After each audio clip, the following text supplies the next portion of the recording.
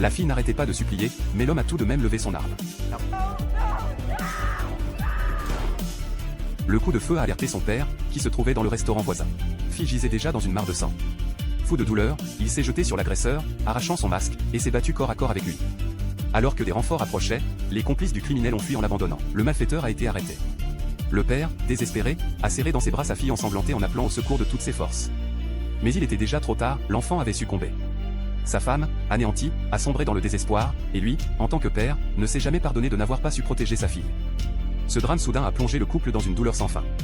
Le jour du procès, lorsque l'avocat a demandé au père s'il confirmait que l'accusé était bien le meurtrier, sa réponse a stupéfié toute la salle.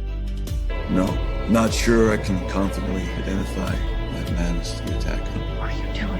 À la suite de ces paroles, Long-Ahir, surnom du criminel, a été déclaré non coupable et libéré, affichant même un sourire arrogant. Long-Ahir croyait que William, le père de la victime, avait eu peur de lui. Mais en réalité, William voulait se charger personnellement de le tuer. William, témoin de toute la scène, n'avait désormais plus qu'une seule chose dans le cœur, la haine.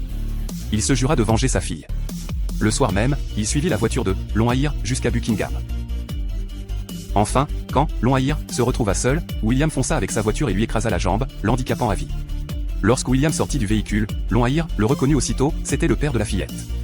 Il tenta de l'intimider, menaçant de faire tuer toute sa famille s'il osait lever la main sur lui. Mais ces mots ne firent qu'attiser la rage de William. Hors de lui, il s'empara d'une batte de baseball et se mit à frapper sans relâche, un coup, deux coups, trois coups, jusqu'à le tuer sous la violence des impacts.